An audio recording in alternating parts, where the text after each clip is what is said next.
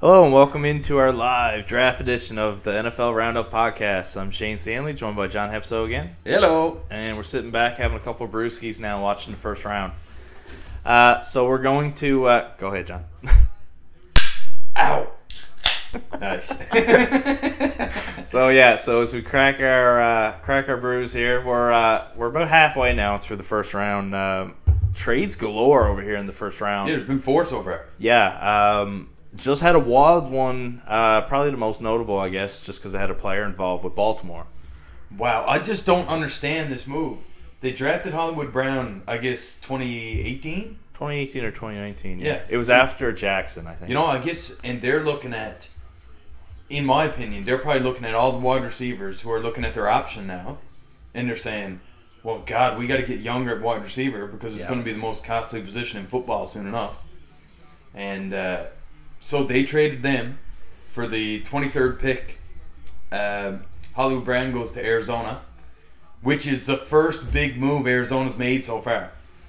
I'm shocked by it, but in my opinion, it was we'll see if it's a good move or not now with pick 23. Yeah, for a team that really hasn't made a lot of moves so far this offseason, yeah, it's interesting because they signed back, what was his name, AJ Green recently. Yeah. And then they get Hollywood Brown now. They've still got Houston. What was his name? Cooks? No, he's free. He played in Houston. Dreadlocks. Hopkins. Hopkins, yeah. D-Hop, yeah. Jeez. Drawing a complete blank. Oh, another trade. Look, we got Tennessee trading up to 18. So they have a pretty good receiver room now. So, like, for a team that hasn't done anything, not a bad move for them. Kyler Murray is definitely happy with this one. Yeah, for sure. Like, as much as, like, he's been complaining there lately, certainly a good move for them. But, so we had... Holy shit balls! A.J. Brown traded to the Philadelphia Eagles for the 18th overall pick. And a third-round pick. Oh, my God. Now, that's a great move because he was looking for money. Right, he was looking to get paid, so the Titans probably weren't willing to pay him, so they had to make that move. So now wow, this is insane.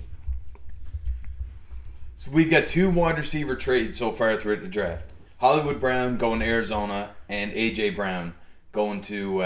And the Tennessee pick is in that they just acquired, so they definitely had somebody in mind here. Wow. Do you replace him with a wideout? You don't have Julio anymore. I would think. You don't have A.J. Brown. It has to be a wideout. Treylon Burks? Yeah, I mean, that seems like the most likely situation here because, I mean, there's been a run on receivers here early on in the first round, and we'll kind of recap what's happened so far, too. If all this madness ever slows down, but this is insane. Wow. So getting back, Arizona, good move for them, I think. Like, they got pretty good receivers on paper. Good move for the Titans here, knowing that they probably weren't going to pay them. Yeah, they would have had to pay him $25. Great move for Philly, who was kind of in the market to get another wideout. We were thinking they may take one with a couple of the picks that they had early on. They did take Jordan Davis at 13. So far, to me, this draft has been a home run for Philly. Yeah. With the 3 picks, they changed to 2 picks. Yeah. Now they get a solid wide receiver who's a made name, and they go back down to 1 pick. And they've always had like a really strong D-line too, so like Jordan Davis just fits that bill, you know. Yeah, their run defense is going to be phenomenal now with him. All right, so let's kind of recap what's gone on so far. So, bit of a surprise actually at the top of the draft. Jacksonville did pull the trigger on Kway Walker. That he's been rising, obviously. Wasn't even in our mock draft when we first did it up 3 weeks ago because he wasn't at the top of the prospect list, and we just completely ignored the fact that he was rising so quick. Turns out he's the number 1 pick. Yeah, it's unbelievable. Now, I think you can't go wrong with either Aiden Hutchinson or Kway Walker. Yeah. But Kway Walker's athletic ability is through the roof. Mm-hmm. So, you know. Yeah, I definitely like both guys, but like it was so funny that it was like the Lions expected Hutchinson to be taken because as soon as Walker was selected, the Detroit pick at number 2 was in. Yeah. So it was legit minutes later. Usually it gets to 5 and minutes. I thought about this too. Again, I am so sorry if I'm wrong with the geography of this, but like he played at Michigan. Detroit's in Michigan, correct? Yeah. Okay, so they might have a bit of inside knowledge on like his school and stuff being in that state. Well, sending scouts to an hour down the road. They probably had some eyes on him early for quite some time. Yeah. So I think they would seem pretty happy that fell into place there for number 2. Another surprise at number 3, we had Stingley come before Sauce Gardner at 4. I was shocked here with this pick. I was too. I fully expected offensive line or 3 edge rushers in a row with Kayvon Thibodeau, but I did not see Derek Stingley going here at number 3. Yeah, in our mock we had Evan Neal going up top here, but we definitely had Stingley going below Gardner, but Stingley has been rising up the boards too, so this is not completely shocking, but I definitely seen that it looked like it was going to be like 2 of those corners in the top 10, but ended up being 2 in the top 5. Yeah, for sure. And then the Giants had 2 picks within 5 and 7, so they had Thibodeau, who had dropped out of the top 2 with Walker moving up, and Evan Neal, who managed to drop to 7 because Ekwonu was taken at 6. Yep. I think Carolina's trying to bolster their run offense a little bit here, and Ike Ekwonu was clearly the best run blocking lineman in the league. It's definitely like their style of game too. They don't have that quarterback in place right now, which we thought they might take one at 6. Yeah. Well, I guess they're hoping that Christian McCaffrey's healthy, and they can have a 2-headed monster with Chubba Hubbard and Christian McCaffrey. And there's rumors, of course, of him leaving this offseason too. So there was it's kind of interesting that he's around, and that seems like the route they're going. All right, so the 18th pick is about to be announced. Let's see who Tennessee gets here. This is probably who they traded for. Thinking it's probably going to be a receiver. Treylon Burks, yep. So absolutely that fits that bill. That absolutely is what we're thinking. Was going to go there. So that puts the Saints on the clock at 19. The Saints, another team that made a move up. They moved up to 11. I believe they swapped one of their 2 first and a 3rd and a 4th to move up. I don't know how many slots it was, 6 or 7, to get Chris Olave. But Chris Olave was not the first wider taken. That was number 8, Drake London, who I personally had as one of my favorites. That was on the board in terms of that position. So he's unreal. Like, there's no debate about it. No. The guy is massive. He can go downfield and make a great catch. The issue with that team is going to be quarterback going forward. Yeah, they're going to tank this year and hopefully get a solid quarterback next year high in the draft. So this is a 2-year process for Atlanta, but they're definitely going to give this future quarterback some great weapons with Kyle Pitts and Drake London. So in the top 18 picks now, we've had 6 wide receivers. So this is the kind of draft we were expecting, with a lot of them potentially going early. Do you think there's potential now that we see more breaking news? The Eagles extend A.J. Brown automatically, 4 years, $100 million, $57 million guaranteed. So it was a trade and sign rather than a sign and trade. Wow. So the Eagles immediately give him some money that he was looking for, 4-year, $100 million, so 25 per.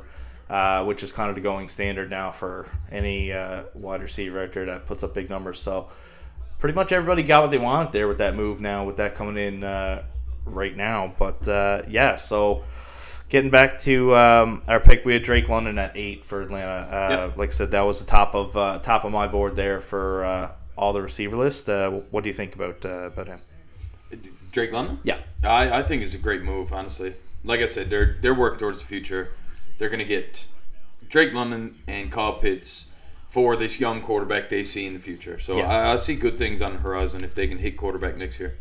Yeah, I think they might be thinking that the quarterback class next year is good, so you kind of get a year development with Pitts, him.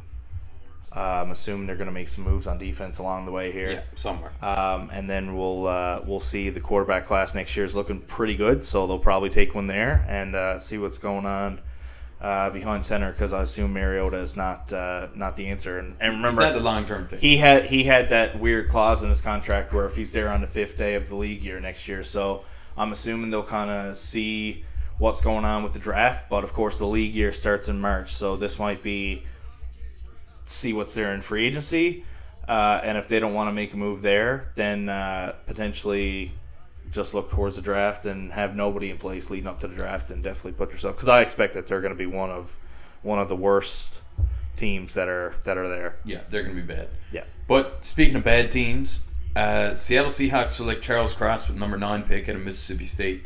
To me, this is a great move. I mean, they need protection for the quarterback. They refused to give it to Russell Wilson, and now suddenly he leaves, and they're saying, "Oh well, you will protect the quarterback we ain't got." It's like, what are you doing, man?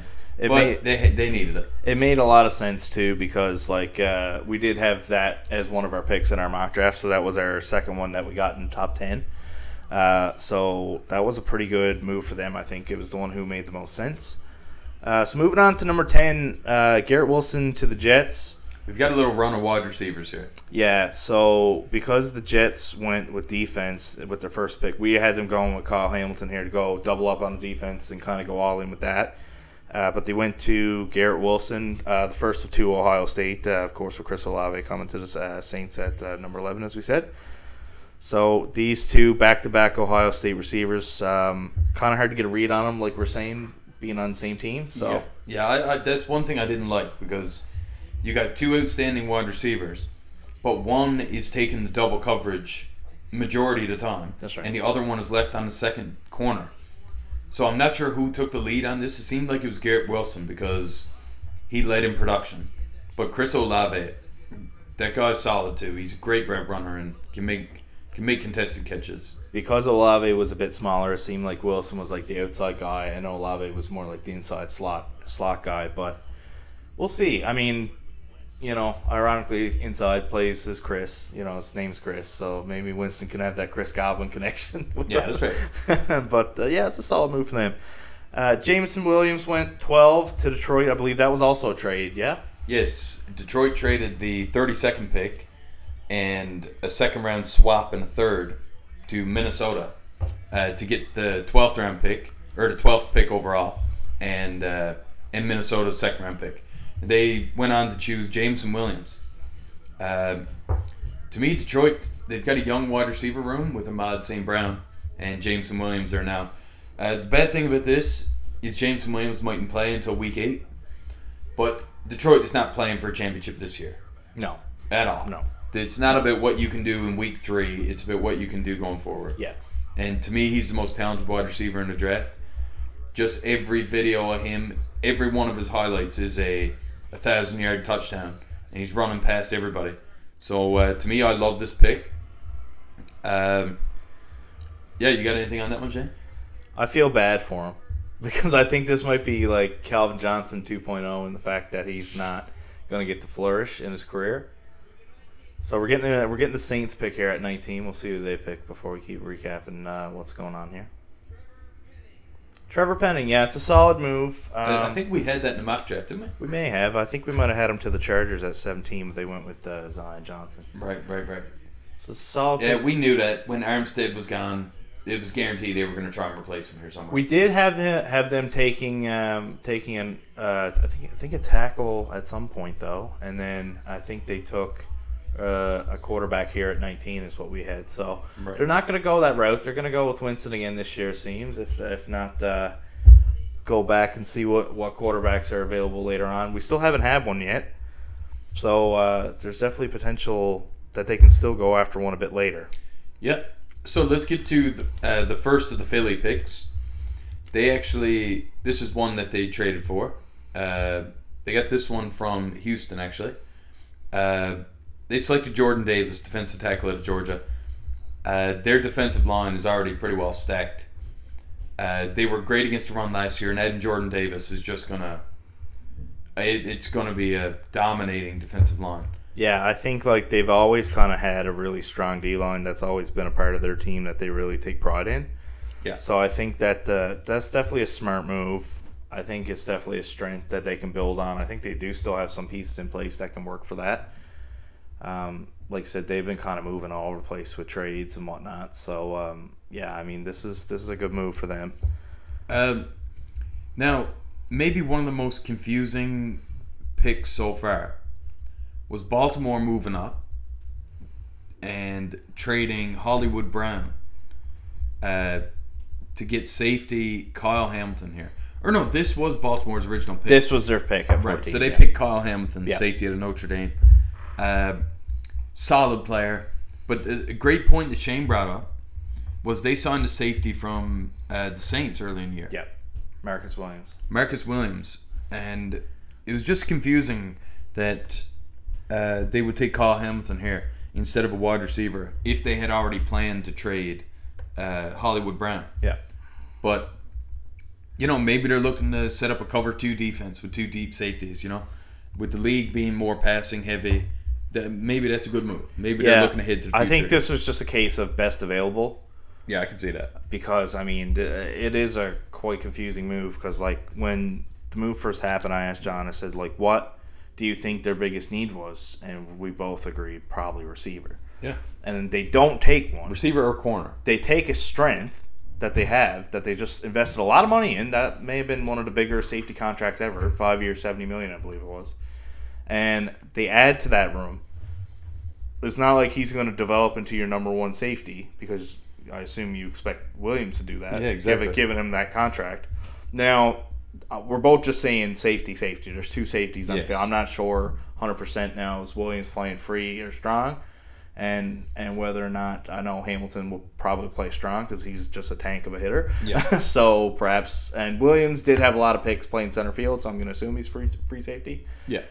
So yeah, they could definitely see the field at the same time still. So if that's the way they go, I mean, I see not a whole lot of issue with it, because I mean the talent is off the charts.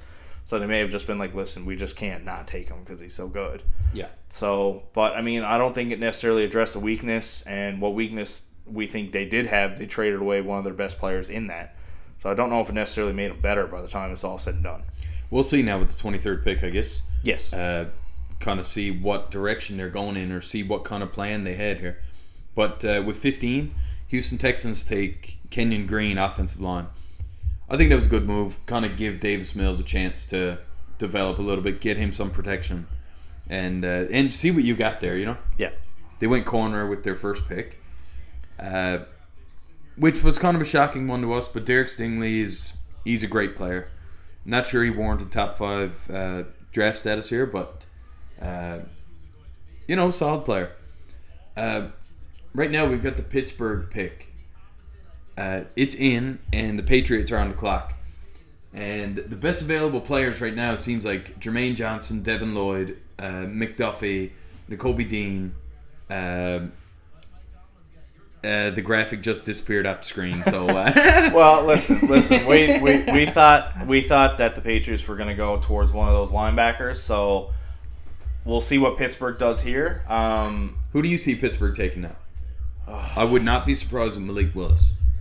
Yeah, I mean, he's been great at the top quarterback, I think, of the group here, although we didn't have him going. We had Kenny Pickett here in our mock, but that was assuming a few of the other quarterbacks had also gone as well.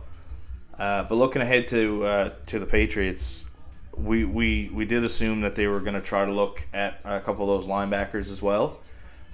We did have him taking a receiver in the mock, but that was Dotson. He's long gone by this point. Which I thought was pretty surprising as well. So I think with those 2 linebackers in place, they're guaranteed to have one of them there between Lloyd and Dean. So I'm thinking that's going to be their route that they go. It seems like a pretty obvious pick now. Which one do they like better if both is there? Yep. I guess we'll see. But I don't know. There's definitely potential Pittsburgh can take one, but their strength is certainly their defense. I mean, so to me, if they don't take Malik Willis here, look for them to trade for Baker Mayfield. Maybe a 4th round pick on day 3. That's interesting, yeah. I can see that happening.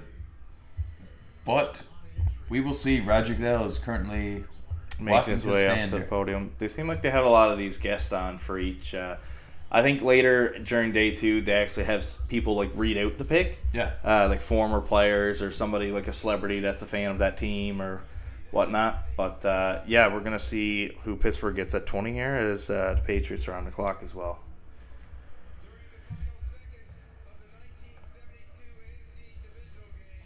Okay, he's talking about a 1972 divisional game. It must be who the guy is with him. It must be a former player. Right. So I'm thinking this is the most, like, especially as we get to the better teams now coming down the stretch with quarterbacks. I mean, if there's going to be a quarterback in the first round, I assume this is probably the last chance. Yeah, well, since Detroit moved out. Yeah. Yeah, so, I mean, you even got the Vikings now at 32. So every team the rest of the way seems pretty secure with their quarterback. Like, it's, the Patriots, Packers. Bills, Cowboys, Baltimore. Cowboys, Chiefs twice. Yeah. So we're going to get the Steelers pick here now at 20.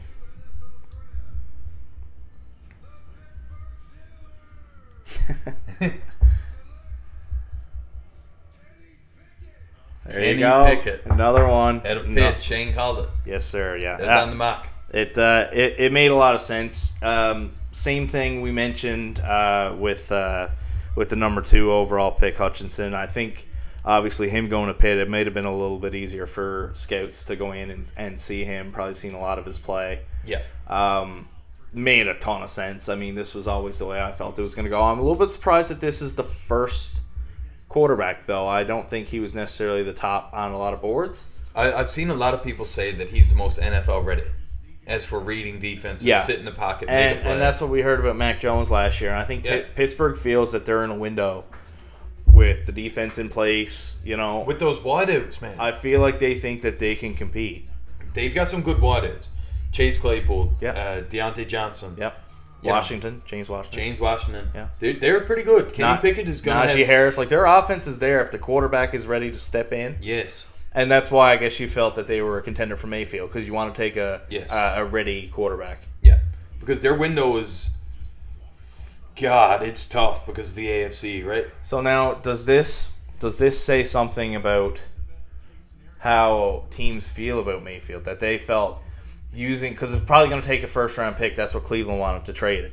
So they're saying that this guy is worth a first-round pick, where you think they could have got Mayfield for, say, maybe a third. Yeah, third or fourth, I think. So they could have got... Cleveland's in such a shit spot now where nobody's going to give you picks. Yeah. And you've got them on your payroll. So it's either... You know you're getting rid of them. Mm-hmm. You have no choice. You can't keep a backup on for $18 million when you're paying your starting quarterback close to 45, 50. Yeah. So if nobody's offering draft picks, you have to cut them. And then the rest of the teams... it's basically who's going to offer the most, opposed to you cutting them. You also had a good point earlier when we were talking off air that his contract has a lot to do with that as well. Like, you may not want to take him on for $18 million, but again, if he gets cut, you can sign him for whatever price on the dollar you see fit. Yeah. And if there's not a lot of teams knocking on his door, which certainly there's not a lot of quarterback needy teams in the league currently. And that's another thing you said. Yeah. Pickett's coming in on a rookie contract. Yes. Got him in the first round. Yes. You got him for 5 years. Yes. That's definitely a big factor as well. Yeah. Yeah. Adds to his value. Absolutely. And especially like those guys like Najee Harris and like TJ Watt, who I believe is already got paid, yeah? TJ Watt, has he already got a big contract? TJ Watt? Yeah. I think so. I think they still I believe he was extended already. But I mean, those like more and more contracts will have to come up. So we've got a trade here for the number 21 pick. The Kansas City Chiefs trade with the Patriots, which is what we said. We actually had that on the mock. We had that on the mock. Very interesting. So let's see if we can get details on what the trade is. So the Chiefs move up to 21. Is there any receivers that are standing out that are not gone already? George Pickens. He might be the best available right now at wideout. Right. But it doesn't seem like the Patriots got a first-round pick. Maybe they took both the seconds? Maybe a first next year, potentially. Yes, could be. Yeah, it could be both seconds. So Kansas City, look for them to trade later on in the draft. Maybe their 29 and 30 pick. Let's see. The pick is in, but we're just trying to gather details here on the trade. That's interesting if that's how it is, because that would be 3 first-round picks for the Chiefs. Which, I mean, if they is didn't a luxury. lose any of the two, I just think that's not updated. I can't imagine they managed to trade up 8 spots and not give up.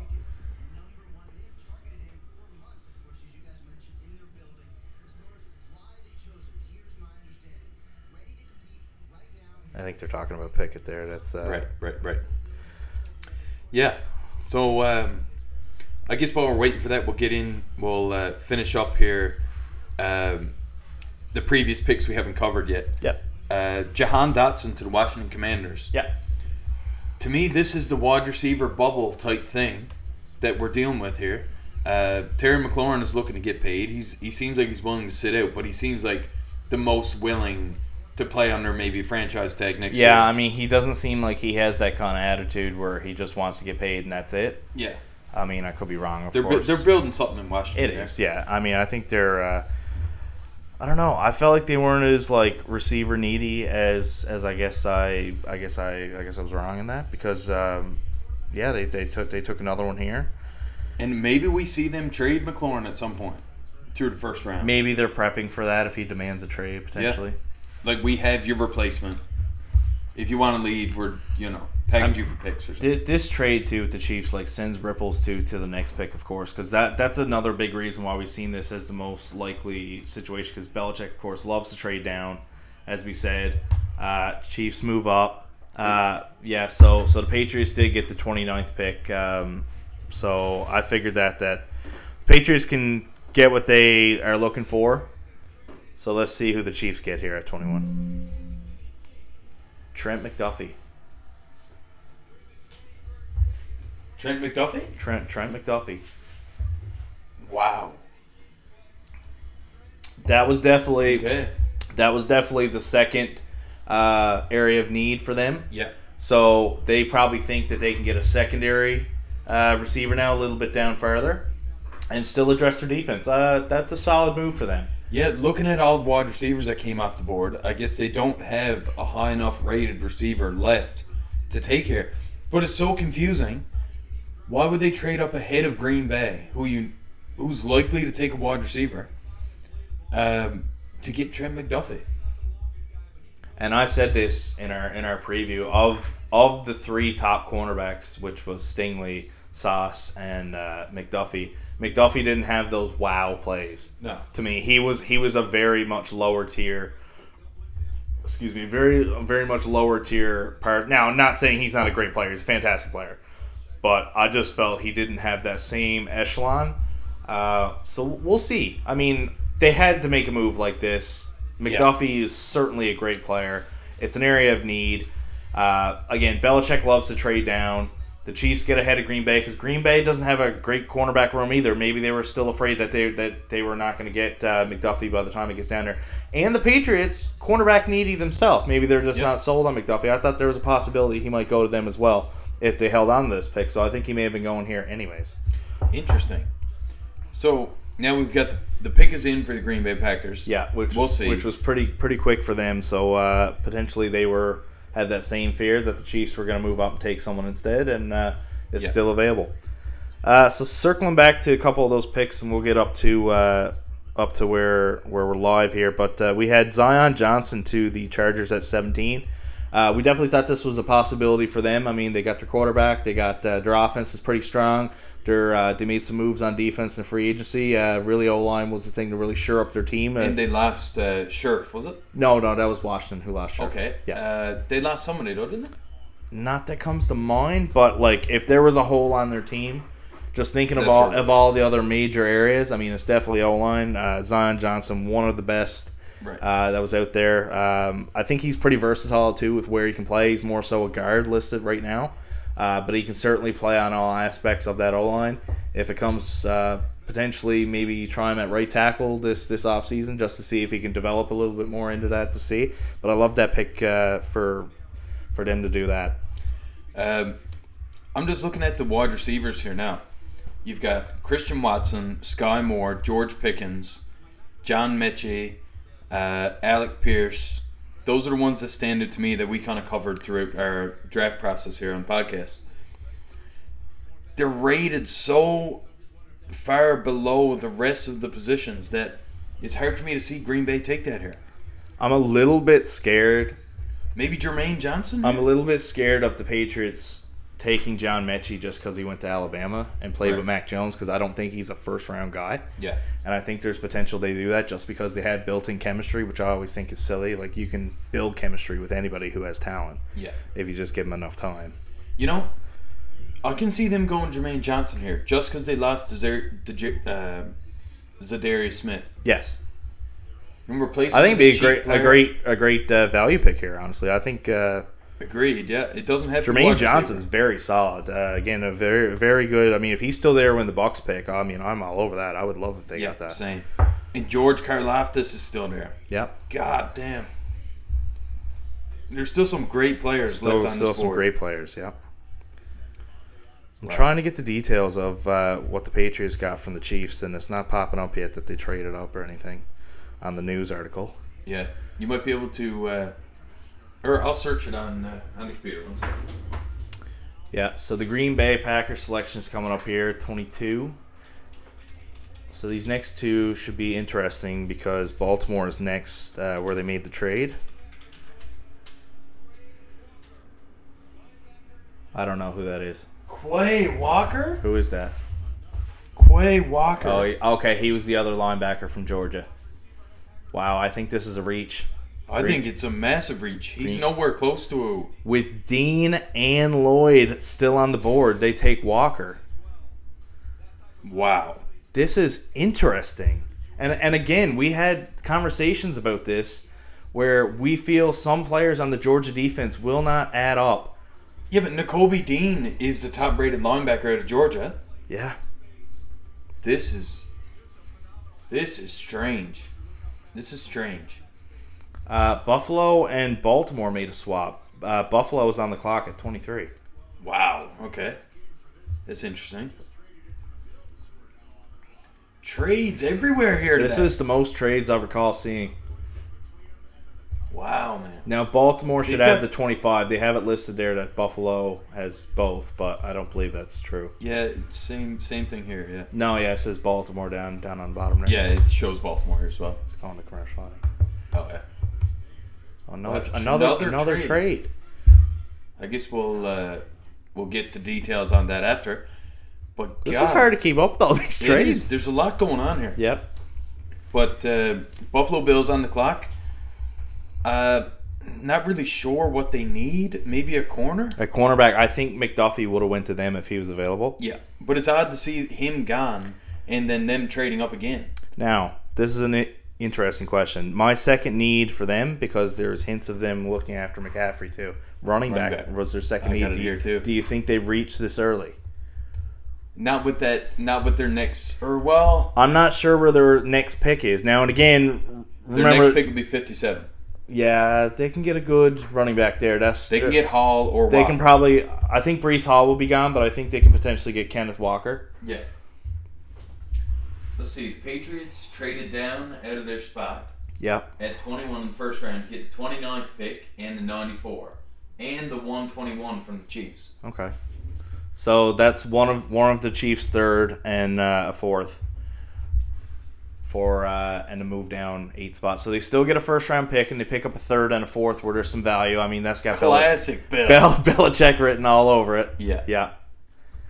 I thought they would get one of the seconds. I'm a little bit disappointed in the value, but I mean, that's pretty much the trade that the Vikings made earlier too. Yeah, it's very for a much bigger drop. I mean, if a team comes to you super aggressive and needs this trade done, like, you almost got a bit of leverage, you know what I mean? But I mean, in this instance, the Chiefs moved up, got their guy, still got another first round pick, and still kept both their seconds. Yes. So great move on their part as well. Yeah. Yeah. To manage to hold on to all that. Now, again, Bill with that third and fourth, there's still some good value, especially in this draft, with a lot of the scouts and analysts saying that there's so much. There's not a huge gap between the talent in, of course, the first round is the first round, but there's certainly some areas where there's not a big drop-off, maybe between the second and fourth round. Like, a lot of those guys are just middle tier, and you're kind of a crapshoot earlier on than what it might seem. So yeah, that's interesting to see that there are definitely some quality players, and I think New England might be gambling on the fact that 2 of those linebackers were still there. I'm thinking they might still have a shot at one potentially at 29, and and again pick up that third and fourth later on. Now and just a note on KC again too. KC also had 2 thirds, so they still have a third as well, even though they gave up a third and a fourth to the Patriots to move up. My question is, how many players can you actually add through the draft without it affecting your roster? I mean, I don't think there's a limit, but when it comes to roster size and the money to sign them, I think is really the biggest issue. Yeah, for sure.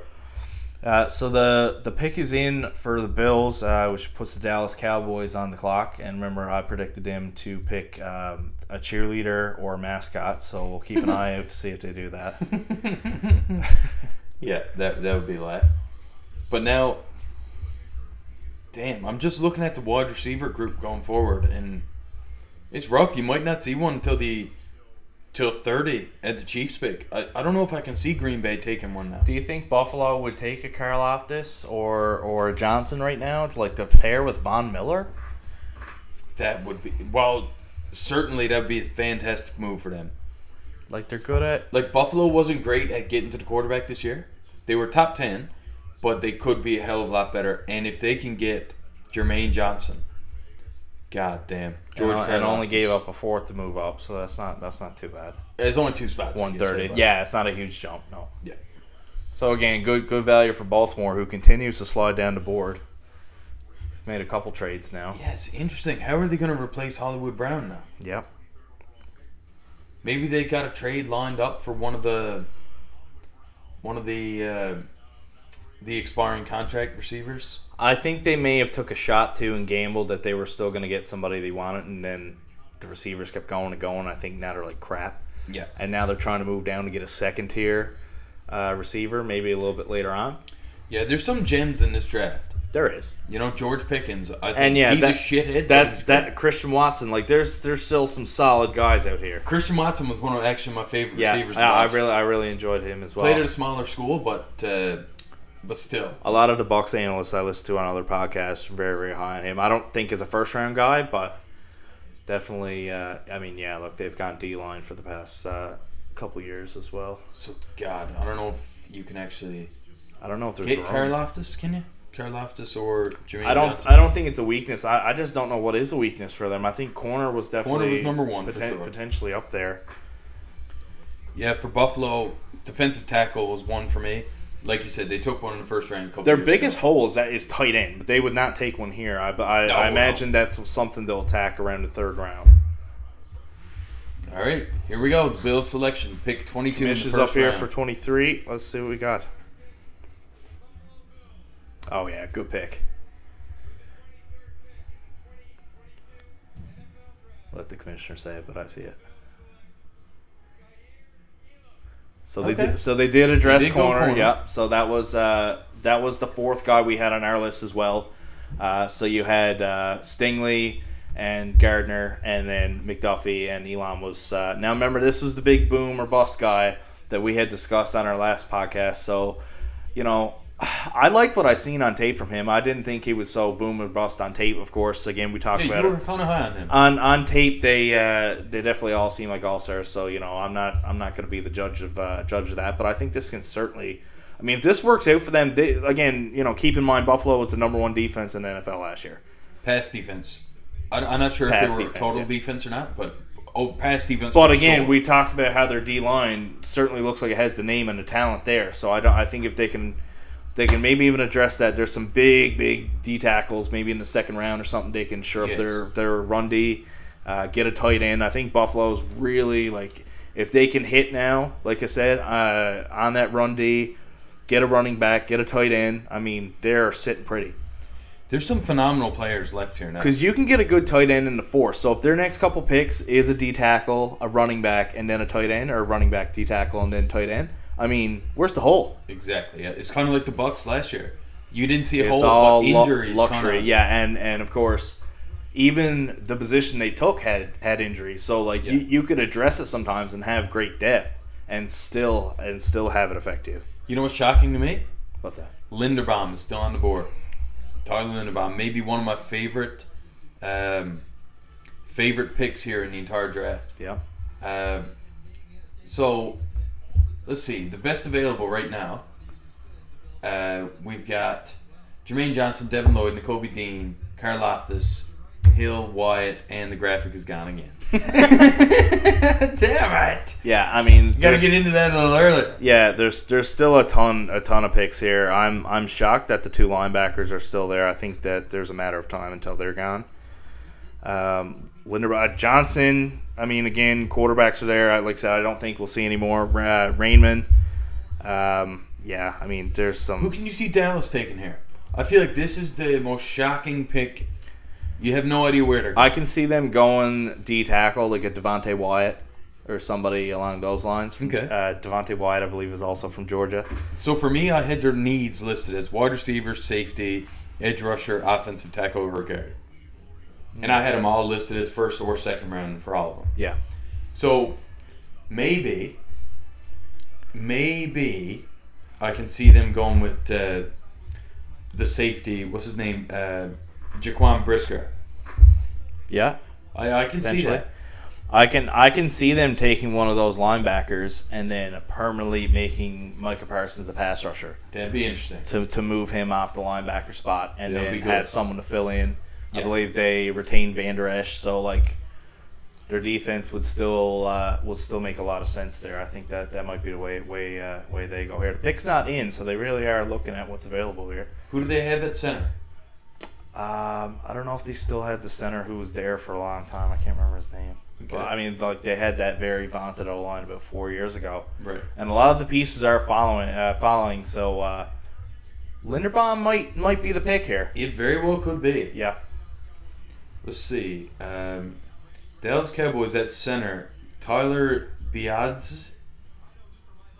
I've never heard of this guy in my life, so maybe they look to, bolster their run game with Linderbaum. This is potentially one of the teams where it makes sense because not a lot of teams are in the market for center. You don't know whether or not the first round is the spot to go for that. So it's kind of interesting to see if that's the route they go. They really are taking their time with this pick. I'm very interested to see Baltimore's pick. And Tennessee at 26. Now, keep in mind, you thought Lloyd was a lock for them. So he would be available potentially now if Baltimore or Dallas do not pick. Wide receiver is definitely in the market here for Dallas, but again, with a lot of them gone, I don't know if the value's there to take any more in the first round. No, I don't know. Like I said, you would have to take a dive on a Christian Watson or George Pickens at this point. I don't see any more receivers going in the first round. Unless you're reaching. Like you could see, I mean, again, you've got Green Bay, New England, and KC coming in a string of 3 now and a couple picks. I think if Linderbaum keeps falling, I think Cincinnati takes him. Yes. I think so. Yeah. That's where we have. I don't envision him still being in the first round or going into the day 2. So the Dallas pick is in. Putting Baltimore on the clock again. Will they trade down for like the 5th time? I don't know. I can maybe see New England trading again. But damn, I can't see them doing it. I can't see Baltimore continuing to push themselves out of it. I don't love when New England trades down, but it did make sense here. I also think that it's good when they trade down, but not out. Sometimes they trade out of the first round completely. That's pretty upsetting when you watch a 4-hour draft show and your team trades out. Yeah. Especially because they would traditionally have like anywhere from like the 29th to the 32nd pick. Yeah. So you watch the whole night long, and then it gets to the very end and they trade it away. I mean, there's nothing more upsetting than that. Yeah, agreed. So now the Dallas pick is in, and Baltimore is on the clock, but the pick isn't announced yet. See, the commissioner's on his way. I had edge listed as a need for Dallas, but if they move Parsons to edge permanently and then address it with another linebacker, I think they're kind of linebacker smart move here. 2 birds, 1 stone here.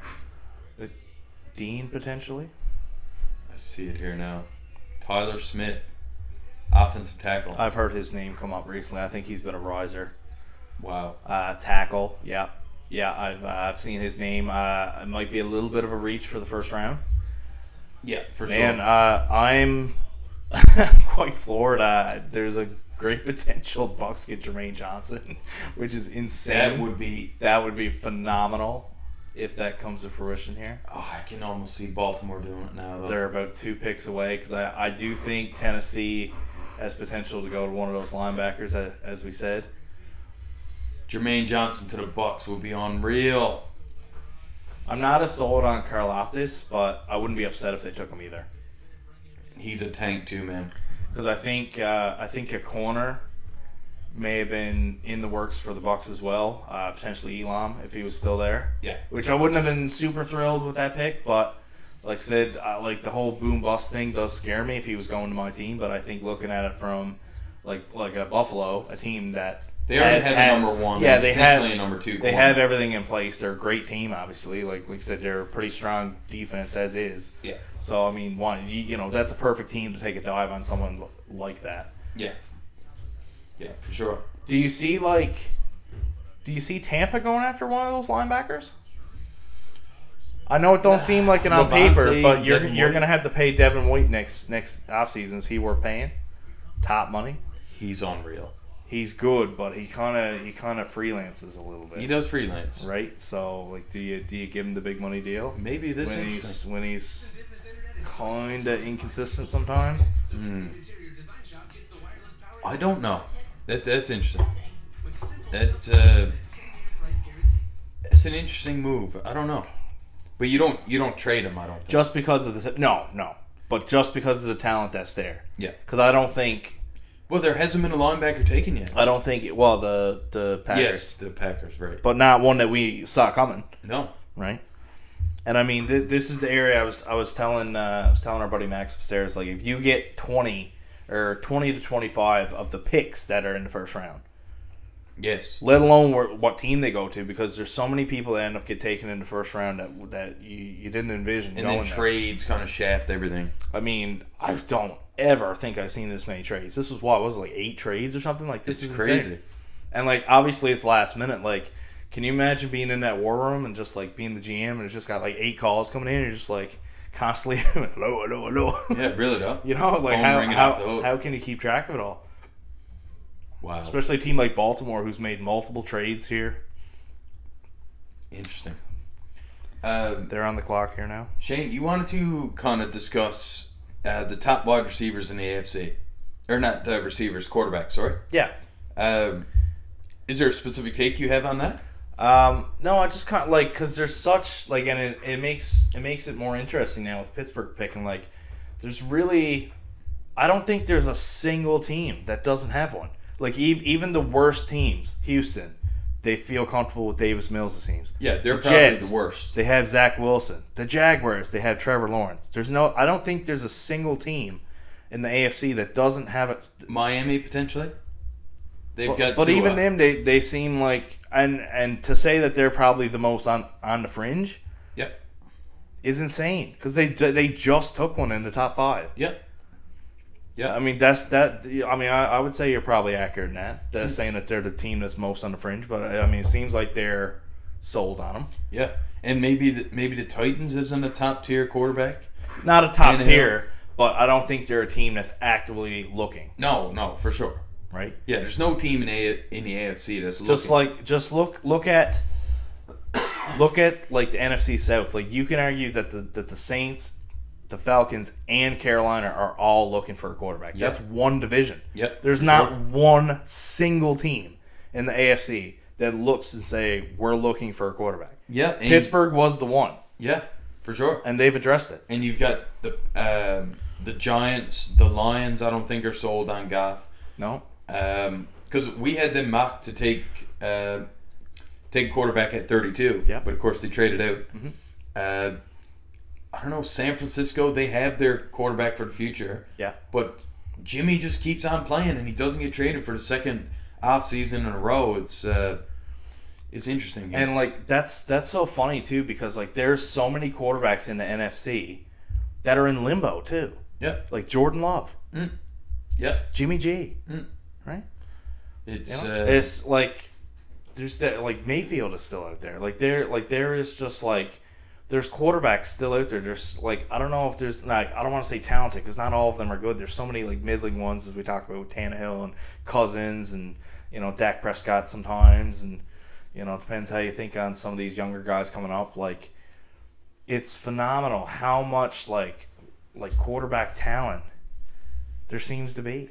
Like my top 5 in the AFC, in no particular order: Pat Mahomes, Josh Allen, Joe Burrow, Deshaun Watson, and Russell Wilson. And that's leaving Herbert out. That's... How are you going to make it to the Super Bowl consistently? I won't fight you on it, but I think Herbert and Burrow can have a conversation. Yeah? Yeah. But I mean, Herbert hasn't shown like playoff success, so I think it'd be disrespectful to say anything to Burrow after his past season. So like I said, I wouldn't fight you on it, but first full season as a starter makes Super Bowl. Looking ahead, maybe like if we revisited that conversation in 2 years, I think you could have because I think there's potential the Chargers make a couple AFC championships in the next 5 years or so. Potentially, but their division is so crazy. It's so tough. It's not even funny. Well, as we said, the AFC as a whole, I mean, like there's so much quarterback movement. Like the parity has never been this flat. Yeah, and like I'd say the division for the Chargers is crazy, but it's not only that. There's 4 teams in that division that's going to be consistently contending. Yep. Which means the rest of the teams have to go through that division to get anywhere. So that's another thing is they got 4 quarterbacks in that division, 4 solid teams, 4 likely playoff teams. Maybe Vegas slides out or the Chargers slide out. I always find it hard to say 4 teams will make the playoffs. Yeah, with the 7th team makes it viable. Yeah. But, I mean it's possible. Yeah. I just think they're like with playing each other so much, and because it's so even. Yeah. I mean, like they would almost have to completely split amongst themselves. Completely. I fully expect that. I fully expect every team to split. That's interesting. Yeah. Like you said, the Jets got their quarterback. I mean, yeah, and that's the thing too. Like how far along? I mean, I think we're writing off those kind of guys, Wilson and Lawrence. I feel like that they're not going to be there quite a while. Like when we're talking about all the competition in the AFC. So we got the Ravens selection here now, pick 25 in the first round. It's a solid pick because a stat came up that they gave up 57 sacks. So it is Linderbaum that's gone in the first round, as we said. We didn't see him coming out. Okay, yeah, but you're protecting Lamar Jackson a little bit, but he's got nobody to throw to. Yeah. He's going to be running for his life this year. Not because they have a bad O-line. They certainly helped it here. Wow. But who's he going to throw to? Look at his overall, John, 99. Yeah, he's unbelievable. He was far and away the best in his class there for his position. I don't think there's even close to a second center. By far. But I'm gonna. Does that drive you nuts when they're in the war room and they're up like they just won the lottery? Yes. Like, what are you doing? Nobody's competing you for this person. Like, he's just been dropping and dropping. You're like, well, I guess we'll take him. Then they're like, yes, we did it. Yeah, like it wasn't your guy going into this draft. Obviously, yeah, like because you traded down. Like they're always like, we got our guy. Like okay. Yeah. Whatever. Cracks me up. Like if you trade up to get your guy. Makes sense. Like if the Chiefs were so high on McDuffie and they're like, no, Packers aren't going to get him. No, we're going to get him. And they move on. You know what? High fives away. Yeah, literally. Because I find the Cowboys are the worst for this. They make the dog shittiest pick, and then they act like they've struck gold with these people, and they're just junk. Not all of them. They've been pretty good in the past. In recent years, CeeDee Lamb, even the past 7 years, because they obviously developed that O-line really well. Yep. Yeah, for sure. So this puts highest overall draft score: Breece Hall at 99, Tyler Linderbaum at 99, and Aiden Hudson at 95. Oh yeah, I seen this the other day. He's the only person to score a wrestling pin on Tristan Wirfs in high school. Jesus. I meant to mention that to you. Wow. Which is insane because Tristan Wirfs is so athletic and huge. He's one of the best right tackles in football. He just pancaked him. Oh my God, the Jets trade. Oh my goodness, this is crazy. All right. So the Titans trade out of the first round, I'm going to assume they got the Jets early pick in the second round. So the Jets, that leaves them with 3 first-round picks. Wow. Do you think there's potential? Oh, no, yeah, because they got Garrett Wilson. I'm not sure. What's the pick here? The Jets have so many holes that safety, Brisker, potentially, because we did have them taking Hamilton. So the Jets received the 26th and the 101st picks in this draft, and they trade to the Titans the second rounder, third rounder. They're early second rounder, like I was thinking. Yeah. So the Titans moved up about 30 spots in the third round. They moved back about 9 spots to get, I think it was the 34th or the 35th pick, and then they picked up a 5th round pick additionally as well. So again, this is what I'm talking about. Tennessee fans probably waiting all night for this 26th pick, and then you trade it to a team that's got 1 million first round picks. Wow. That's pretty phenomenal though. That take 2 picks in the top 10, and you still got enough draft capital to trade back into the first round. Yes. Damn, this is a success for New York Jets. This first round, at least. And, I mean, looking at the names they took, too, it's like, well, you got to hit on all those picks. I think it's pretty solid picks they've had, too. Garrett Wilson, well, they picked Elijah Moore last year, and I think Garrett Wilson's better than him. Yeah. So, I don't think there's a question. But it's Sauce Gardner. Braxton Berrios started breaking out. He's a solid, 3 now for them. I mean, he's not. He reminds me of Edelman. He's not going to break the bank. Yeah, he's a very, very, very poor man's Edelman. Yeah, small, undersized. Poor man's Edelman. Yeah. You know. Yeah, for sure. But, and again, look, they're putting up who they added this year. Yeah, Jordan Whitehead. So, there's their safety. So, I don't know if they go safety here. They added Uzama from the Bengals at tight end. Yeah, so some solid pieces there. I think they've had a pretty good offseason. They were in on Tyreek Hill, too. I mean, yeah. And they got to retain all their picks. I mean, they would have gave up the picks that KC got from Miami. So I think they're really making use of the fact that they kept those picks. I mean, I feel like they've had a pretty good first round so far. I mean, again, three first-round picks. I mean, you can't go wrong here. No. I think Philly has had a great draft. And there's teams, like Philly, who's had 3, and then they made a couple moves to have less. But they bolstered their draft next year. Made some moves. And got A.J. Brown, which that is mental. And I mean, I can't believe they that. just drafted Devontae Smith last year. Yeah. So, I mean, that's a pretty good team. Cowboys better be shitting their pants right now. I mean, that Division 2 is so wide up because I think the Cowboys got worse this year. I think so, too. Right? Yeah. So, I mean, I think they took a step back. So, the Jets are about to announce their selection, which puts our Buccaneers on the clock at 27. So, see who the Jets get here at 26. The Tampa pick is going to be interesting. Well, this is upsetting. Yeah. Wow. Jermaine Johnson. Damn. And again, they move up to get him, so I think there might have been. That's another home run. I think they may have seen that Tampa was looking at him. I think there's definitely potential. I'm a little bit scared now if Tampa was falling in love with the fact that Johnson was falling. Is there potential they trade out now? Either that or go with Carloftus. You know? Yeah. And now, like you said, the potential for going linebacker here is big. Yeah. Do they stick with Ojabo? Ojabo is still there. He's a phenomenal player, but the injury will likely hold him out this entire year. They trade it. Which is kind of wild. The Bucs traded their 27th to the Jaguars. Okay. So that sucks. I'm assuming now, like I said, they'll get the top in the second round, probably the 33.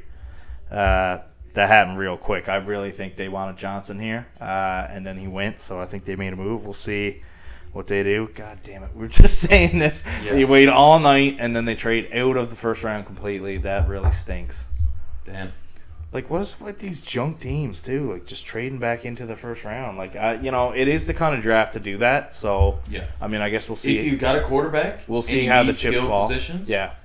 This is the draft to do it. There's tons. The thing is with me is like, we're not Tampa loyalists here. Like, we're here because Brady's here. Yes. So I would rather them trade up their picks for next year. I don't care what you give up. Move up. Get a talented guy who's going to help you this year. Yeah. Because they're going to trade back, get a bunch of picks now. They're going to slowly develop. That's going to help them in 2 or 3 years. Brady's gone then. So to be honest, I don't care. Yeah. Right? Yeah. So I think that this doesn't necessarily help them this year. Now, if they get a couple players now, they pick up a couple second and third rounders or something, and it could be some depth players, a couple corners or something, some pieces on defense, maybe a wide receiver, for some depth, with the injuries last year. I guess we'll see where the chips fall before I judge it completely. I have no idea what they got back here. Yeah, we'll see when the trade is announced. Holy shit! They're showing Johnson's highlights here, and I'm assuming that was against Senior Bowl. That was probably against another tackle who's going high in this draft. Yes, and he just body slammed, bull rushed him. And again, going back to the Jets here, that's a tremendous pick. Great pick, phenomenal pick. I think they've hit a home run here tonight in the first round, 100%. Yeah. I think the pick I like worst there is Garrett Wilson. That's saying a lot. Yeah. And he was the highest rated wide receiver by most people, honestly. That's incredible. But now the Jaguars. I'm thinking they go linebacker here because they went pass rusher. They went... they've only had one pick so far, haven't they? Yes. Jacksonville, yeah. So they got Trayvon Walker. And do they go... No, wide receivers, no great ones remaining. No. Now, this is going to be an interesting keep in pick. mind, one of those linebackers should be there for the Pats still because Green Bay has taken one.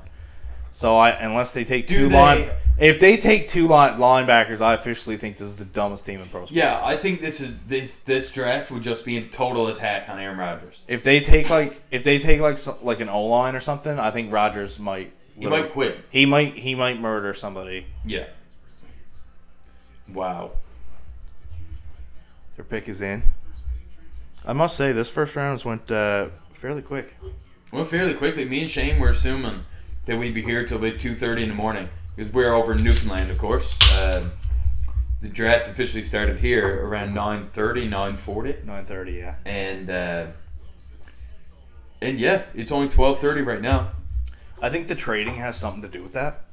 Yeah, people knowing who they're going to go Yeah, get. because they're going up to get someone, yeah. So I think like the Jaguars, for instance, now you're on the phone while you're on the clock or whatever to make that move. But they're moving up, picking someone instantly, and then that's it. Yeah, this first round has been absolutely insane. Now, I got to say, man, the Jets... in a couple of years, that seems like it's going to be a scary team to deal with. So if there's a list of winners and losers so far, I think like the Eagles are up there. Yeah. The Jets are certainly up there. Yeah. I think the Chiefs are up there. Yeah. Especially depending on what they do with the second pick here. We'll see now, yeah. Losers, I put Green Bay right now. And Baltimore. Baltimore, yeah. And Tennessee. Who the hell are they going to I don't know what they're doing. Traylon Burks, I guess. Now... that was an alright selection. I kind of forgot about that one.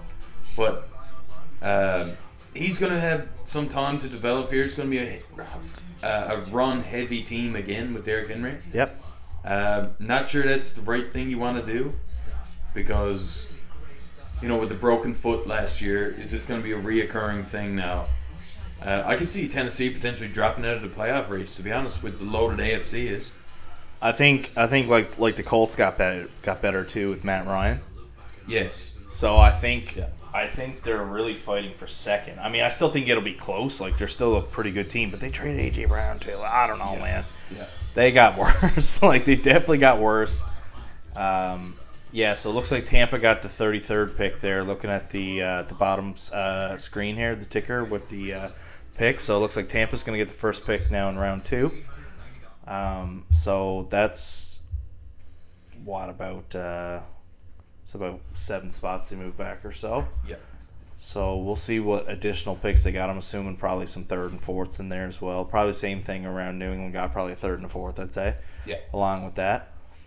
So now this is bigger in the sense I know I said I don't necessarily care about the longevity here, but with the first round pick, you get that 5th-year option as well. Yeah. With these prospects, so I think that there's definitely something to that. When you trade out of the first round, you don't have that advantage, which is like why I figured there was going to be teams trading up to the end of the first round to potentially get a quarterback, because the value is there to get them at the end of the first round, and you get the 5th year. Yep. Which on a quarterback is so much more valuable. It is, because you're going to have to pay them if they play well. And that's why you see these teams here, for instance, like Jacksonville now, of course, I'm using them as an example. They have their quarterback, but a team that's there at the end. I mean, look at those first 3 picks. It's Tampa, Minnesota, and Tennessee. None of those picks were to those teams. No. It's those bottom-tier teams trading back into the first round. Now, like I said, they're all AFC teams circumstantially who already have quarterbacks, as we talked about a little bit earlier. Yeah. But that's kind of what you want to do. Get that 5th-year option on these great players. And a team like a Tampa Bay, like a Tennessee, yeah, it's smart. Looking at it now, where Giants are placed in the 2nd round, I can see them taking a quarterback, honestly. In Seattle, look at them back-to-back picks. Yeah. They might take one. That also has trade written all over it as well. It does. Back-to-back picks this early on. You don't see it a whole lot. Yeah. So, what is your favorite pick so far throughout the draft? Do you have one? Jermaine Johnson's up there because of the value. Yes, but I agree with that. I mean, see who stands out. Kyle Hamilton going. That was good value as late as he got. Drake London makes a lot of sense for Atlanta. I mean, the Giants getting Evan Neal at 7 is huge. That was good shit. Like, no pun intended. The guy is huge. Yeah. I mean, in terms of value, yeah. I mean, like, if Stingley works out over Gardner, that we could look back at that and say that was a big move because nobody really said that was coming. Yeah. So I think it really depends on how they pan out, because I think a lot of these guys, like, what if that linebacker in Green Bay turns out to be incredible? Yeah. You'd be like, wow, nobody's seen that coming. Yeah. So I think we can look back and see, but I think, yeah, it's Devin Lloyd here's one of the higher tier linebackers. We may see Nakobe Dean slip to the 2nd round. You don't think the Pats are going to get him? I think there's a high potential, but yeah, I mean, we're down to about 5 picks here left in the 1st round. He's still up there. Wow. So Devin Lloyd at a Utah. So that's a quick note that Tennessee also passed on, because you thought that they were very heavy into him. Yeah. Yeah, it's interesting. I would say that perhaps my favorite pick of the entire draft, it might be Jameson Williams. I mean, I just think they're going to wreck his career. I think it was a reach. I think they're going to ruin him. Yeah. I don't think, that's why I think we're never going to see his true potential. That's my thing. I don't think we're going to get, if he, as much as we don't want to see him go to Kansas City, we would have knew what he is. Yes. If he goes to Kansas City. Yeah, there'd be no doubt. I don't think we're going to see what he is. Because, not for a couple years. I think they're going to have a terrible record this year, and perhaps they're going to be in play. I know, but then you're throwing a rookie quarterback in there, too. So we might not. It's the same thing with a lot of these wide receivers. We might not see his full potential for 5 years. So what about Drake London? I think his career's ruined too. Wow. There's no future. Atlanta's awful. Yeah. Well, you get a quarterback next year. This is the plan for these teams, obviously. It's Jared Goff's going to hold us. I like the player. Yeah. I don't like the situation they're in. Yeah. Right? I mean, that's the case for a lot of these teams. If Jameson Williams went 1 pick later to the Eagles, for instance, I don't love that either, but it's better. It's a lot better. At least you're contending, right? Yes. But that's what you get with the top 15 picks, right? It's all the worst teams. Or the Saints. I trust the Saints management a lot more. Yeah. Detroit's just been god-awful for so long. Yeah. They've got to figure something out. But. Right. Now, I want to note on Tennessee, too, that we were saying, they got worse. They lost A.J. Brown. They did take Treylon Burks here. So who's a Debo Samuel comparison? Let's assume that that's a direct swap. Good receiver for good receiver. Yeah. They could certainly still be alive in it. They lost Julio as well. They're good. He never played much. They were the number 1 seed, right? I mean, so take that for what it is. Yeah, I will. That's what I mentioned on the podcast. He has very active hands. Mm-hmm. When he's not going to get the sack, he uses his hands to either knock down balls or catch them. Jacksonville. That what you just saw on that tape, him using his hands and creating interceptions, wild catches out of it. is why I liked him more than Dean. Yeah. He was a very Patriot-esque style linebacker, I found. So, yeah, we've got the Green Bay Packers now. The pick is in. We'll await the announcement from the commissioner here now. I think Christian Watson's in play here. Yeah. They have to take a receiver.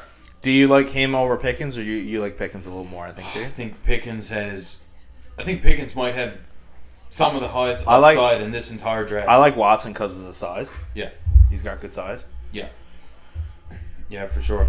But Pickens is also a big guy. Like, how would you say Pickens' route running in comparison to Adams? Because, I mean, obviously he had one of the most crisp route runners in the whole league. Yes. And by he, I mean Rodgers. It's going to be a drop-off for sure. But well, you can't expect him to replicate Adams. I wouldn't even assume that. But. No. Pickens is 6'3", 200. So, okay, he's good size. He's good size. I think Watson was 6'4", so. Yeah. They're pretty, right there. They're pretty comparable, yeah. And a 4.47 in the 40. So Green Bay's pick is in, which puts the Patriots on the clock here. So we'll hear shortly now with Green Bay. Hopefully they don't trade out, man. Come on. I think, like, I listen to some local Patriot podcasts in the media that they have out from the team website, and they go berserk when they trade down. One guy specifically loses his shit, so I can't wait to go home and listen to that tonight to hear him get mad over the fact. But if they trade twice and then trade out of the first round, you might hear from them more. They might combust. It's so funny. Wow. I give those guys props, though. Like they're the reason I got the idea to do this live draft show, and I don't know if anybody listening is a fan of it or whatever. I know by the time you listen to it, it's podcast audio, so it's not live, but I always enjoy going. Like, I'm not listening to their show live right now, but I can't wait to get home and listen to it to see what they got to say. Especially with all these trades going on and stuff, it's very exciting to hear. Like, I'm excited to go back and listen to ours after. I always listen to our shows back, and like hearing that. Like, we were excited. Like, as soon as we got on, I was like, holy shit, AJ Brown's traded. It was as soon as we started. It was pretty wild. Yeah, it was a pretty wild start. Great way to start. Yeah. So the Patriots didn't waste no time. Green Bay pick is in. The Patriots pick is in. Kansas City is back on the clock again. So the Patriots like what they see. I mean, I'm thinking that might be Dean. Yeah. I can't remember who the next cornerback after Elam was on our list. Not sure. One sec. I'll... Because I think that's definitely... I mean, that was probably my biggest need. I know we kind of fell in love with the linebackers and said that it was something that we thought they would do, but I really, really like... I think they kind of got to do something with it. Roger McCreary I had as my fifth. Yeah. Let's see, this is going to be interesting. He has a second-round grade. I don't think I would go there. Kyler Gordon, also second-round grade. And Andrew Booth, as we mentioned earlier. Forgot about him.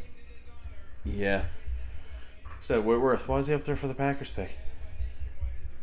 I'm not sure. He's just chilling.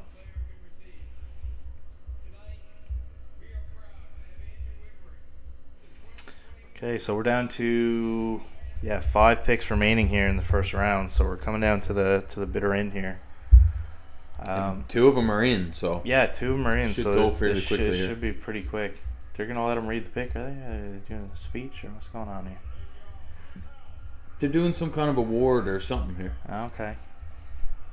All the picks are gonna be Walter Payton Man of the Year. Yeah. He looks younger now than he did in the Super Bowl. Yeah. Isn't that weird? All this stress on him. He used that Just for Men shit on his beard, I think. He looks a lot better there tonight.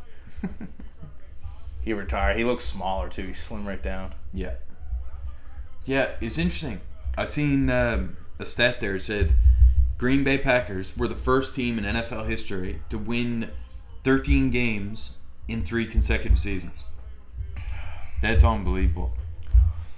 Great success, but god damn. Yes, they're also the same team in that stretch lose 3 NFC Championship games. Well, with that record, yeah. Yeah. Oh yeah, true. Yeah. Yeah. Sorry, Green Bay, I gave you too much credit. Yeah. Oh yeah, I forgot they got Sammy Watkins. They're not gonna go after a receiver here. They got the immortal Sammy Watkins. Now, don't get me wrong. I want Green Bay to suffer. I want them to take like a punter here. Malik Willis is there. Fuck off. Oh my god. There's so many quarterbacks available. Aaron Rodgers. Backed up by He's Jordan leaned Love. right in now. Watch this.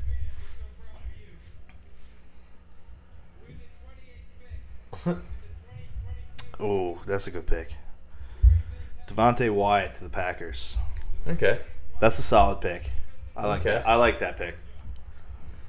They've made up for it a little bit there. That was a solid pick. Yeah, it's hard to take a receiver here. Again, Georgia defense though. I mean, You're gonna see some of these guys not be able to Not pan live out up as well. to their drafts. still though, like that's a run stopper. Like, is that gonna put them over the top?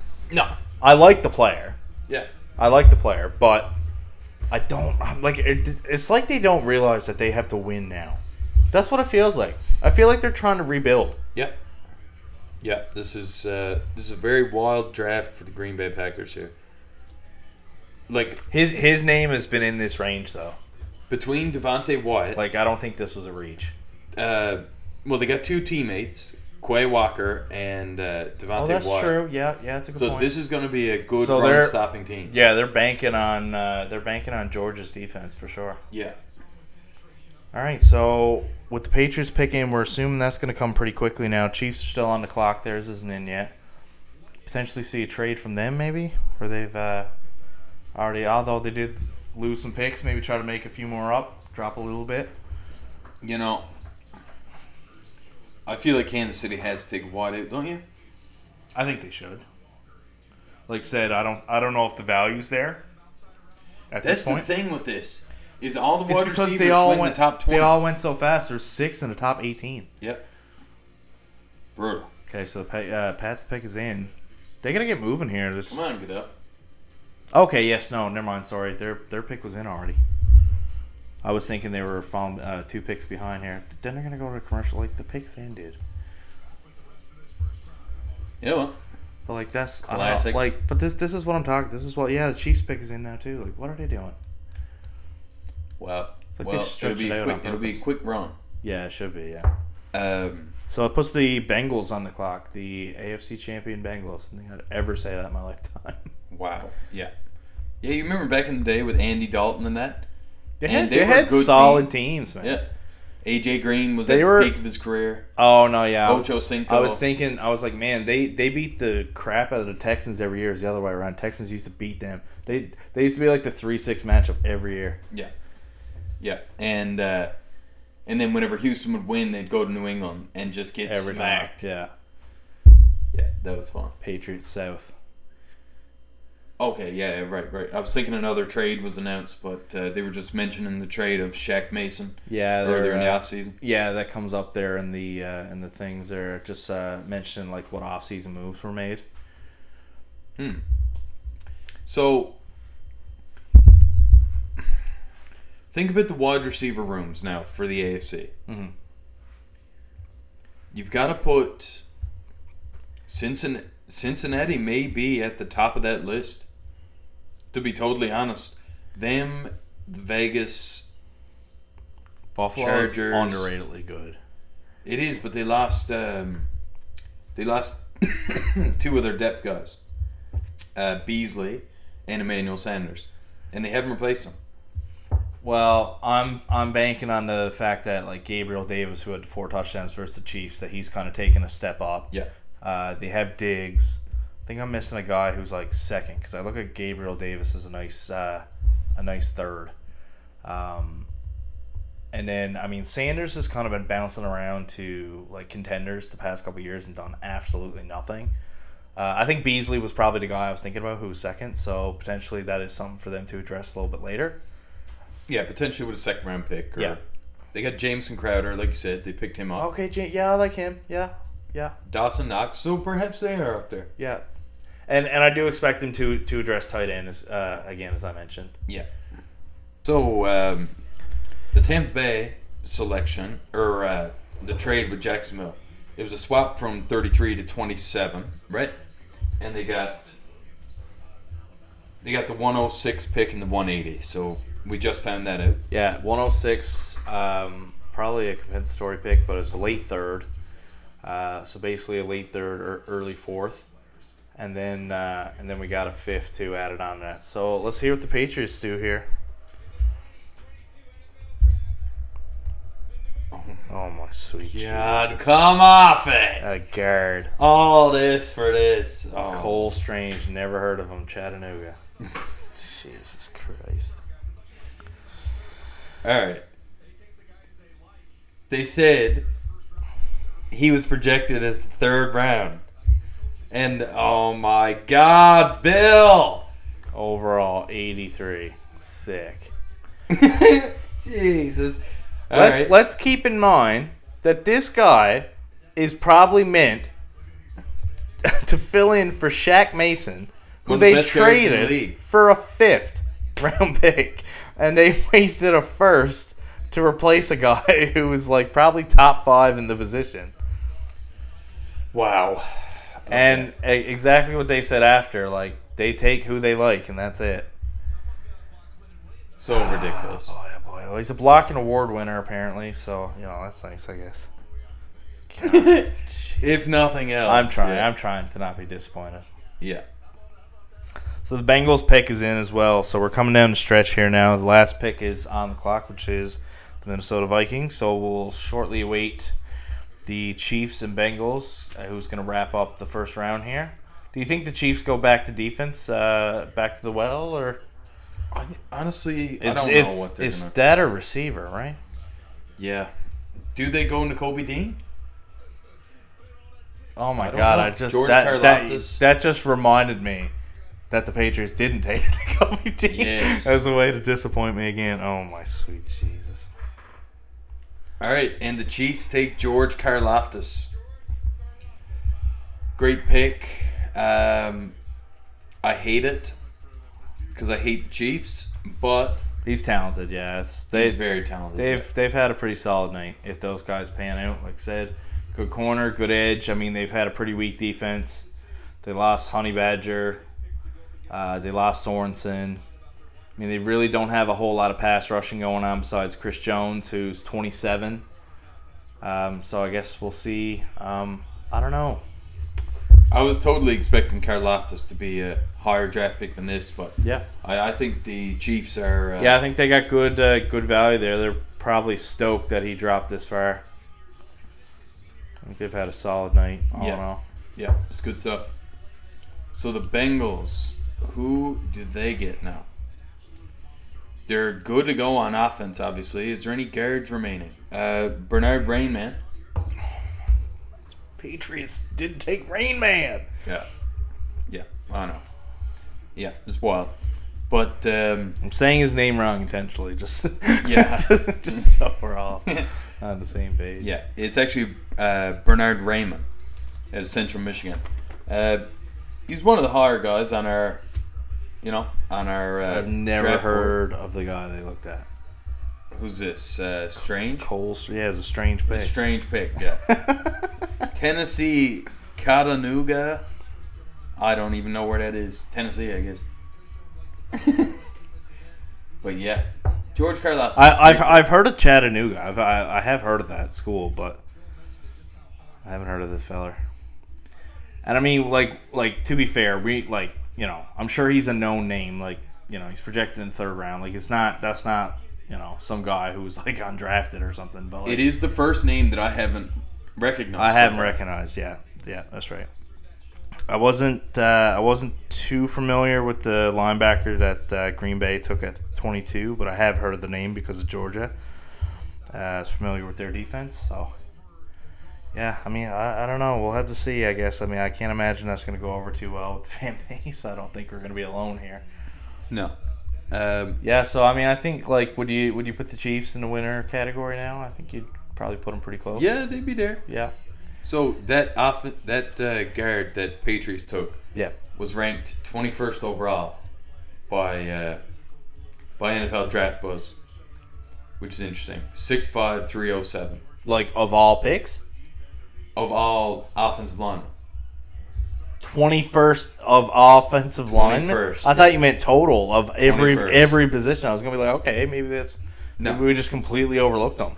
21st, and his draft grade was in the 3rd. So it was a very interesting pick. Yeah.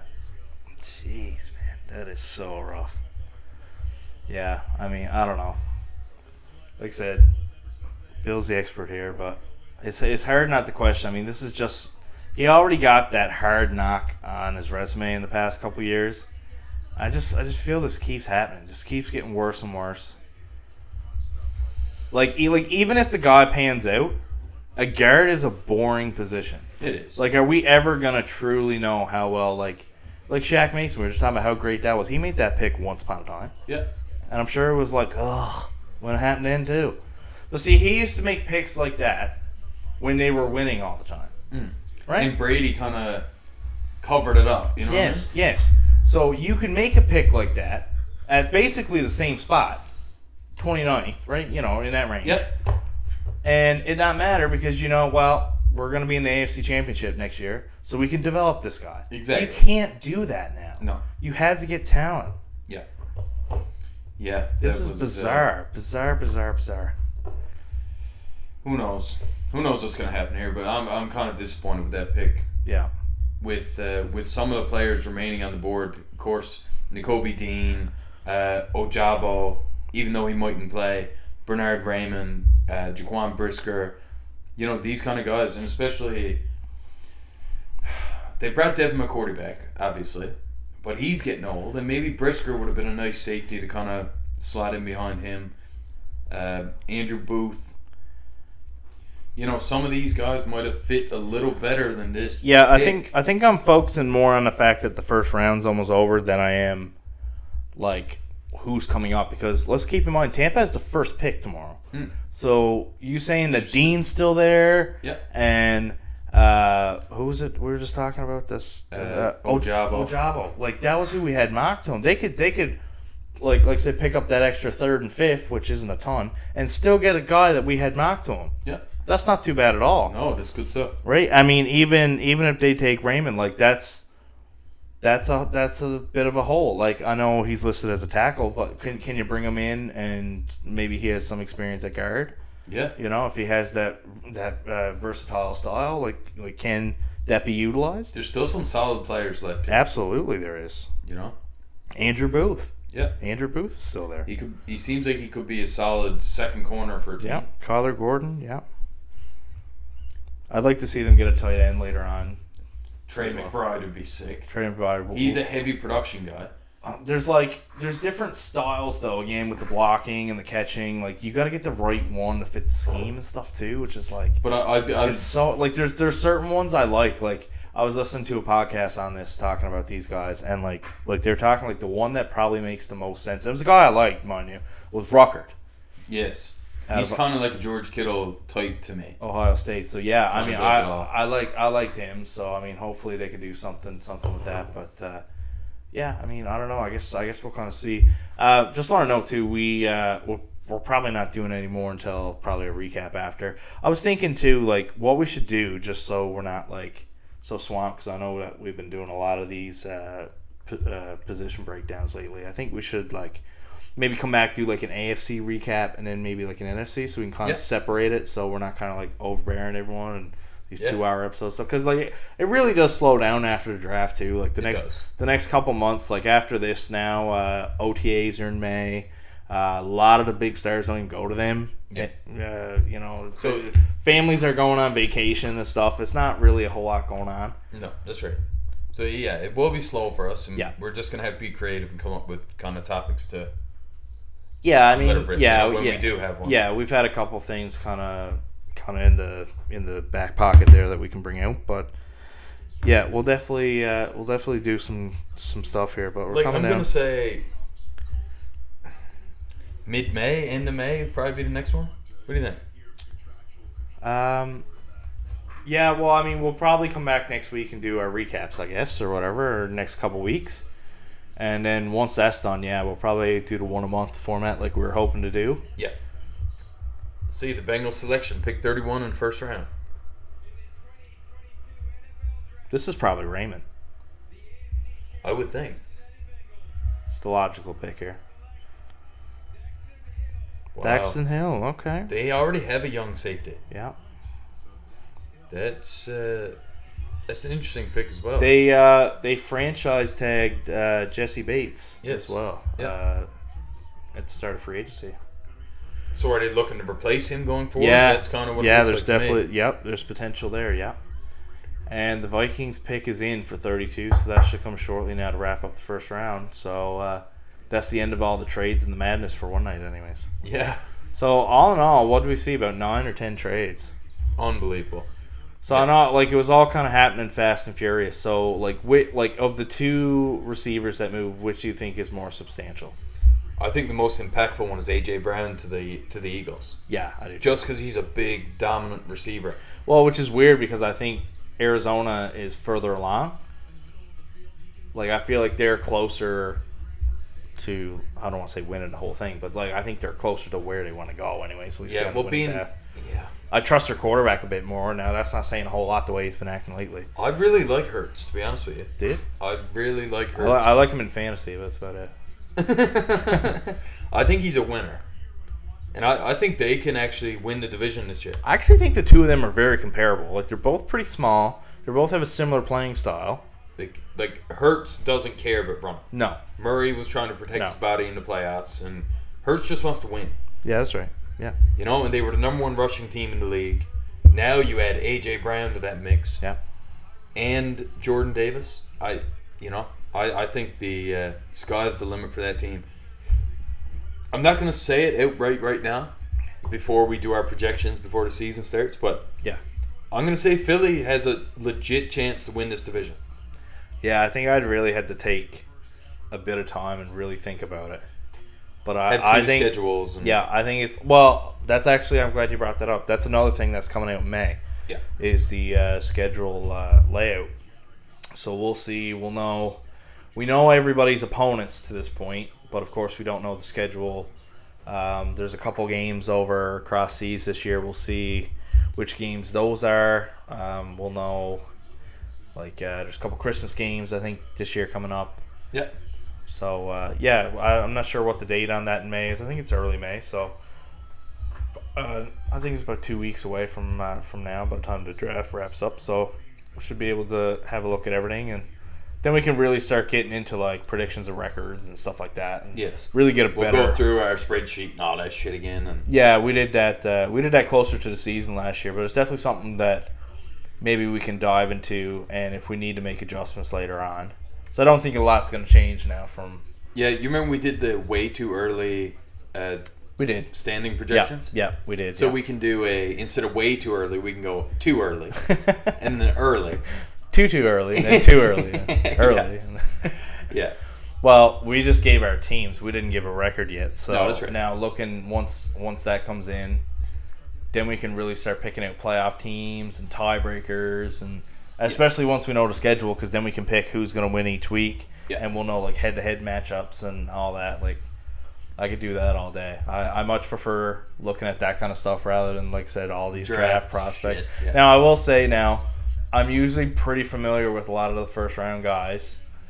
At least, like I said, 25, 30 of them. Like, there's always those couple who I never heard of, like the Patriots guy they picked, that always kind of like spark up and make their way into the first round. But I think tomorrow I'm going to be familiar with a lot of names too, which is nice. Like, I look forward to some of the running backs and the tight ends because we won't see them till later. Yes, like it's just a dying position now, running back. Yeah, you know, I don't think you'll see a running back taken in the first round for the next 5 to 10 years. Yeah, and we really went like the top 10 of every position, so we're really going to see some depth later on now. When we get like the fourth round, we see all these tight ends, and we're like, oh my god, I love that guy, but it's the fourth round. Like, we're going to think that's phenomenal value, but that's just kind of what it is. It's just where it is now. Yeah, and running back too, I believe Najee Harris was the only one in the first round last year, so this seems to be. They had those two guys, Williams and Michael Carter, went very early in the second round. Yeah. So they were great. They were close, yeah. I think they were probably two of them were gone by pick 40, I think, last year. So we should start to see. I never had any thought that Breece Hall. Now he's listed again. The best available is up on the screen, and Breece Hall is number 28 on the list. But I never really thought that he would go in the first round. Ebiketie again, John. That was one you liked from our edge list. He's still there listed at rank 34. So there's definitely some talent there for, like I said, Tampa Bay, Minnesota, Tennessee. These teams that are not projected originally to be early in the second round that traded down, got a few extra value picks later on. Like, there's definitely some talent there available that, again, we had in the first round that are there for the teams that are right at the beginning of the second now. I think the Vikings might go Andrew Booth here. That would make some sense, yeah. Or one of them. There's definitely a couple around. Lewis Cine, safety out of Georgia. Yeah, so that's a very solid pick. His name, again, rising again. Georgia. I mean, how many Georgia defense players is that in the first round? I think it's 5 or 6. There's 5 Georgia players. Yeah. Wow. That's incredible. That is crazy, yeah. I mean, that's like Alabama-esque, right? I know they beat them, so, like, I mean, you kind of get that rub a little bit. Yeah.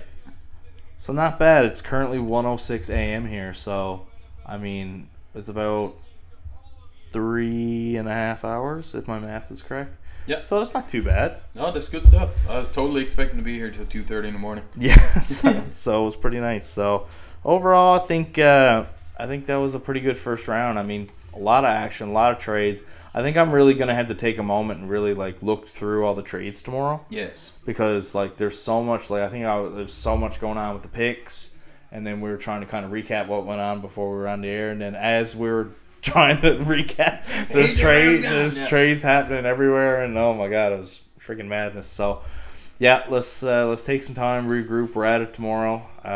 Again, watching rounds 2 and 3, and then 4, 5, 6, and 7 now on Saturday. So we'll come back next week now with some recap of the whole draft. So you won't hear any more live reactions to us, but we'll come back and, like I said, we'll probably do one conference each, just to kind of make it a little bit less chaos. But yeah, I mean, I'm looking forward to those familiar names we'll see now tomorrow. I think it should still be a bit of fun now in the second and third rounds and so on. Agreed. I'm surprised only one quarterback went. Yeah, I believe. How many do we have in our mock? Like 4? 4, yeah. 3 or 4, yeah. It's because all the trades, too. Like, we had Detroit taking one at 32, for instance. They moved up to 12, yeah. Yeah. Wow, there you go. That's the 5 Georgia players. First, 13th, 22nd, 28th, and 32nd overall is all Georgia defense. Wow. Not even Georgia teams, just one side of the ball. Yep. There was one Georgia wide receiver taken. There wasn't. Was there? There wasn't, no, actually. Okay. That was George Pickens.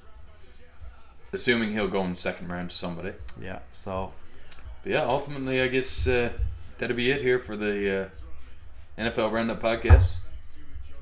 Yeah, I enjoyed doing this. I figured it'd be a fun idea to hop on live during the draft and take a ton of time out of the night to hop on. So I think, yeah, we'll definitely probably try this again sometime. I enjoyed it. Yeah, for sure. Yeah, so for John Hepso and Shane Stanley, we'll catch you on the next NFL Roundup podcast. Thanks for listening. Peace out. Peace out.